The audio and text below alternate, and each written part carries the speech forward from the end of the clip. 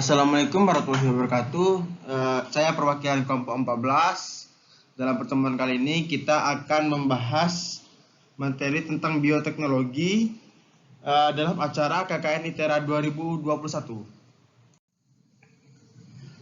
Pertama-tama di sini ada yang berpikir nggak bagaimana bisa roti dari adonan itu bisa mengembang menjadi roti seperti yang kita lihat sekarang, ataupun dari susu menjadi yogurt, yang susu yang cair menjadi yogurt yang kental. Apakah ada yang berpikir bagaimana caranya seperti kedelai menjadi tempe dan lain-lain? Dalam materi kali ini kita akan membahas semua masalah-masalah yang mengenai beberapa tahap-tahap sebuah makanan, dari perubahan sebuah makanan. Pertama-tama kita mengenal dulu apa itu bioteknologi. Bioteknologi ini berasal dari bahasa Latin yang terdiri dari 3 kata, yaitu bios yang berarti kehidupan, tekno berarti penerapan, dan logos berarti ilmu. Nah, dari situ kita bisa memahami kalau bioteknologi adalah ilmu yang mempelajari prinsip-prinsip penerapan biologi. Bioteknologi ini merupakan cabang dari biologi yang khusus mempelajari cara memanfaatkan makhluk hidup dalam proses produksi untuk menghasilkan makhluk hidup, barang dan jasa. Jadi bioteknologi ini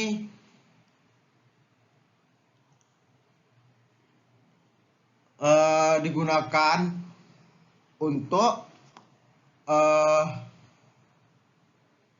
suatu produk yang dibilangkan masih gimana ya, suatu produk yang belum ada harga dan menggunakan sebuah ilmu biologi yang bernama bioteknologi menghasilkan barang dan jasa. Jadi lebih memiliki ada harga ya. Suatu barang yang dari tidak ada harga menjadi ada harga. Ilmu-ilmu yang digunakan dalam bioteknologi. Dalam bioteknologi ini kita menggunakan ilmu mikrobiologi, yang dimana cabang biologi yang mempelajari tentang mikroba dan jasa teknik biologi. Sel. Maksud dari sel ini, kita menerapkan sel-sel tanaman bermanfaat untuk kultur jaringan. Biasanya ini digunakan pada tumbuhan. Genetika ini kita membentuk dan mengkarakteristik DNA atau gen, membantu percepatan kemajuan bioteknologi. Biasa genetika ini digunakan untuk pada hewan-hewan yang mengalami gangguan fisik dan lain-lain. Biokimia. Dengan biokimia, ahli bioteknologi memperlakukan makhluk hidup sebagai bahan kimia yang dapat dipadukan dan direkayasa. Biokimia ini kita gunakan untuk proses pembentukan obat-obat yang menggunakan mikroba. Pertama-tama kita membahas jenis-jenis bioteknologi. Bioteknologi itu terdiri dari bioteknologi tradisional atau konvensional, yang dimana artinya bioteknologi konvensional ini adalah bioteknologi yang memanfaatkan organisme secara langsung untuk menghasilkan produk, barang dan jasa yang bermanfaat bagi manusia melalui proses fermentasi. Jadi bioteknologi ini masih menggunakan bahan-bahan secara sederhana, contohnya mikroba untuk menghasilkan jasa. Mikroba ini seperti jamur dan bakteri. Bioteknologi konvensional ini juga dilakukan secara sederhana dan diproduksi tidak jumlah yang besar. Jadi dia diproses karena menggunakan bahan-bahan yang tradisional, jadi produksinya tidak bisa terlalu besar.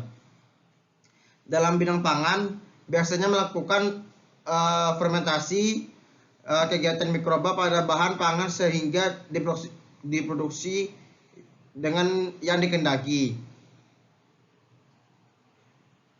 Dan juga ada bioteknologi konvensional adalah bioteknologi yang memanfaatkan organisme secara langsung untuk menghasilkan produk, barang, dan jasa yang bermanfaat bagi manusia melalui proses fermentasi.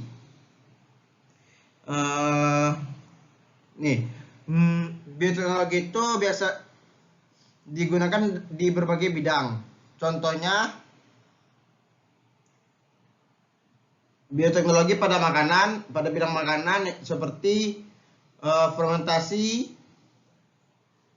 Bioteknologi menggunakan mikroorganisme dengan penerapan fermentasi yang menghasilkan yogurt, keju, tempe, roti, kecap, cuka, dan sebagainya.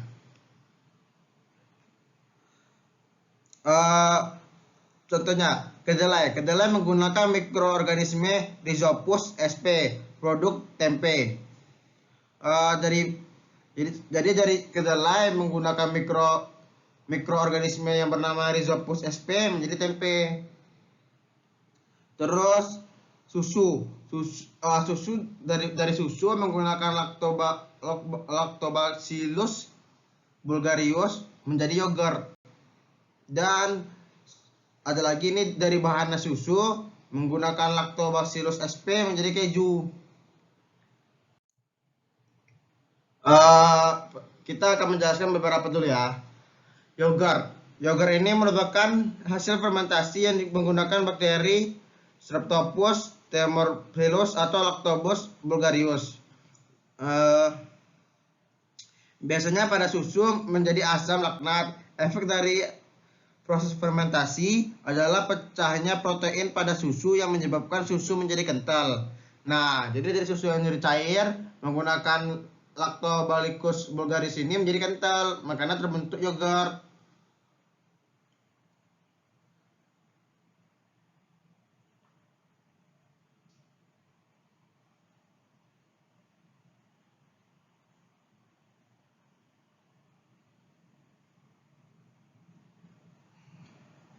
Lalu keju ini merupakan bahan makanan yang dihasilkan dengan memisahkan zat-zat padat pada susu melalui proses pengentalan dan atau koagulasi. Proses pengentalan ini dilakukan dengan bantuan bakteri Lactobacillus bulgarius dan Streptococcus thermophilus. Bakteri ini akan menghasilkan enzim renin sehingga gini. Tadi kan yogurt menggunakan juga Lactobacillus bulgarius, tapi dia dilakukan dengan secara fermentasi. Jadi dari cair menjadi kental. Kalau di keju dia proses pengentalan. Jadi dari susu yang cair menjadi padat. Lalu kita membahas roti. Pada roti biasanya dimanfaatkan peristiwa fermentasi yang dibantu oleh yeast atau khamir. Yeast merupakan sebuah jenis jamur yang ditambah pada adonan tepung dan akan menimbulkan proses fermentasi. Proses ini akan mengembangkan roti.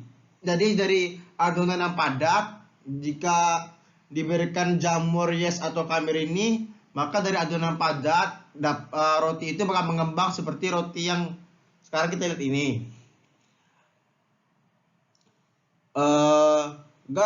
Dari jamur yeast atau khamir ini pada saat adonan itu dia bakal terbentuknya gas karbon dioksida berperan dalam mengembangkan roti, sedangkan alkohol akan berkontribusi dalam menghasilkan aroma dan memberikan rasa pada roti. Adonan akan tampak lebih mengembang dan membesar pada saat adonan dimasukkan ke oven karena gas akan mengembang pada suhu tinggi. Lalu kecap. Pada kecap merupakan salah satu produk hasil bioteknologi yang terbuat dari kacang kedelai. Pada tahap awal, kedelai akan difermentasi dengan menggunakan jamur Aspergillus wenti. Tahap selanjutnya, kedelai yang sudah difermentasi akan dikeringkan dan direndam di dalam larutan garam. Pembuatan kecap dilakukan melalui proses perendaman kedelai dengan larutan garam sehingga pembuatan kecap dinamakan fermentasi garam. Jamur Aspergillus wenti akan merombak protein menjadi asam-asam amino, komponen rasa asam dan aroma khas. Jadi kadang kecap itu rasanya sedikit asam dikarenakan di kecap itu ada jamur Aspergillus wenti. Ciri-ciri bioteknologi tradisional tadi seperti tadi masih menggunakan mikroba, belum sepenuhnya steril, produksi sedikit, kualitas belum terjamin, menggunakan proses fermentasi dan juga pengentalan. Ini contoh-contoh juga aplikasi bidang teknologi. Tadi pada makanan sudah kita jelaskan. Lalu pada bidang pertanian, seperti yang saya bilang tadi, menggunakan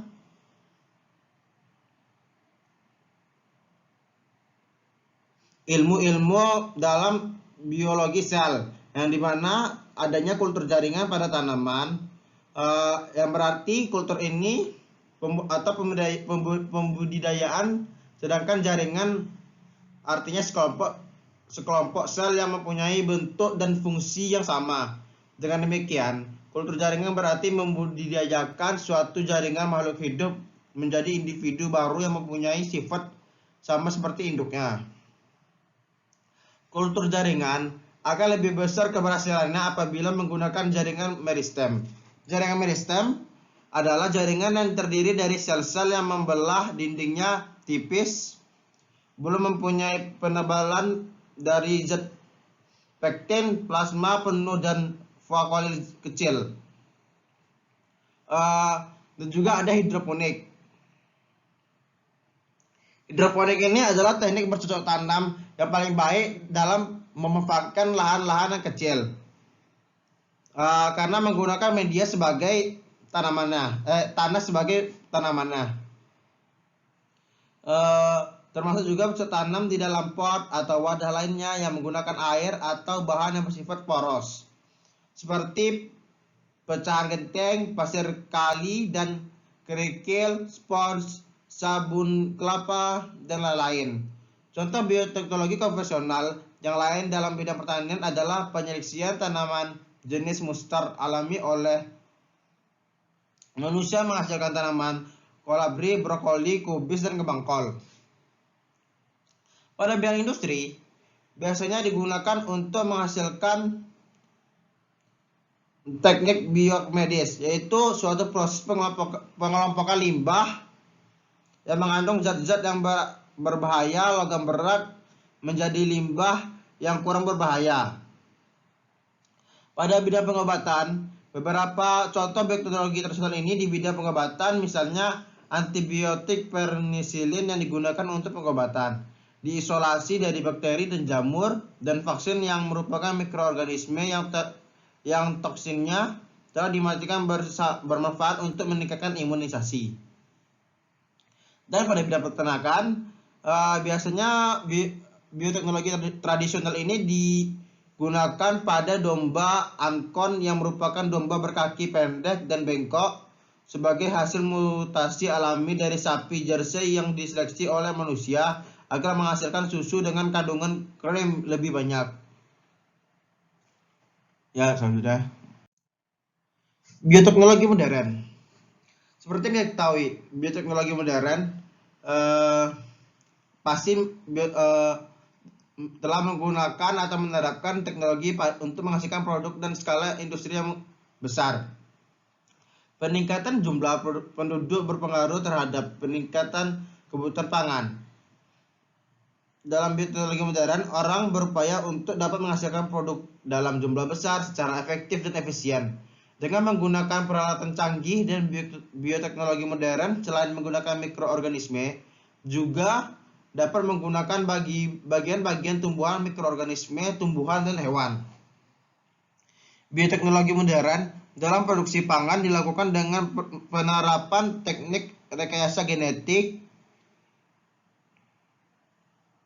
dan lain-lain. Rekayasa genetik maksudnya adalah kegiatan memanipulasi gen untuk mendapatkan produk baru dengan cara membuat DNA baru. Jadi kita merekayasa DNA untuk mendapatkan organisme baru. Tetapi organisme itu masih tergolong famili yang akan direkayasa. Melalui teknik rekayasa genetik, para ahli di bidang bioteknologi dapat menyusun pola gen sederhana rupa sehingga menghasilkan organisme yang bersifat sesuai dengan kebutuhan. Teknik ini dikenal dengan istilah DNA rekombinan, yaitu proses pengombinasian DNA suatu organisme ke organisme lainnya. Pengaturan pola genetik ini melibatkan penggunaan gen organisme lain yang disisipkan ke pita DNA organisme tertentu.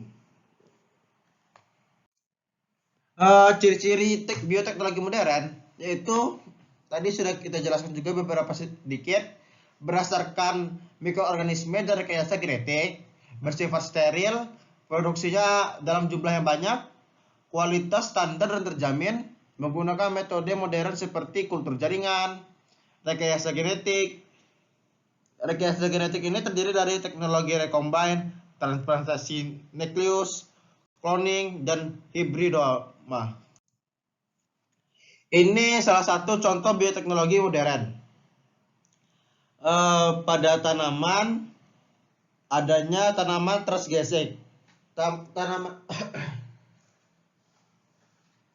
Tanaman transgesek adalah tanaman yang telah mengalami perubahan susunan informasi genetik dalam tubuhnya. Tanaman transgenik ini merupakan suatu alternatif agar tanaman tahan terhadap hama sehingga hasil panen dapat melimpah. Bahkan, tanaman juga dapat direkayasa agar mampu membunuh hama itu sendiri. Untuk membuat suatu tanaman transgenik, pertama-tama dilakukan identifikasi atau pencarian gen yang akan menghasilkan sifat tertentu atau sifat yang diinginkan. Contohnya tanaman transgenik ini ada di Jepang untuk membentukkan semangka yang berbentuk kubus, dan juga adanya tomat yang tidak memiliki biji, dan juga ada semangka yang tidak memiliki biji, dan juga ada jagung yang isinya tidak seperti biasanya. Dan masih banyak juga contoh-contoh penerapan bioteknologi modern pada tanaman. Contoh penerapan bioteknologi modern pada hewan seperti hewan transgenik. Selain tumbuhan transgenik, juga ada hewan transgenik. Pada awalnya hewan transgenik merupakan bahan penerapan para ilmuwan untuk menentukan jenis penyakit. Jadi awalnya bioteknologi modern pada hewan digunakan untuk mengetahui apakah seekor hewan ini mengalami penyakit.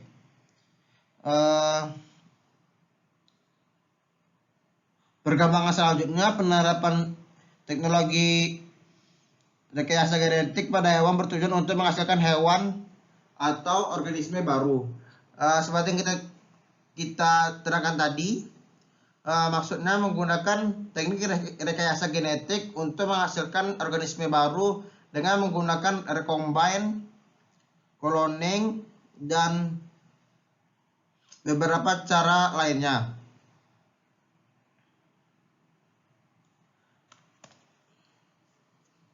Dan kadang juga bioteknologi modern ini digunakan untuk pada sapi agar mendapatkan daging yang lebih empuk dan bagus. Mungkin hanya itu saja yang dapat saya sampaikan pada materi kali ini. Jika kawan-kawan ada yang ingin bertanya, dapat menghubungi saya melalui dari WhatsApp saya sendiri ataupun perwakilan dari kelompok 14. Dan juga di modul saya telah memberi contoh-contoh soal bioteknologi, mungkin dapat dikerjakan untuk adik-adik sekalian mendapatkan pengalaman atau memahami lebih jelas tentang bioteknologi. Dan juga mungkin di pertanyaan ini ada saya ngambil dari beberapa sumber agar adik-adik sekalian tidak hanya membaca sumber dari saya dan juga mencari dari beberapa sumber lainnya. Seperti dari di modul sini kan saya sudah memberikan referensi dari ada beberapa referensi tentang buku-buku biologi yang membahas tentang bioteknologi itu sendiri. Jadi maksudnya saya memberi referensi ini adik-adik sekalian dapat mencari lagi bahan-bahan pembelajaran lainnya di tempat lain ataupun di modul lainnya agar kawan-kawan sekalian lebih memahami materi tentang bioteknologi ini ataupun materi lain-lainnya. Sekian dari saya. Assalamualaikum warahmatullahi wabarakatuh.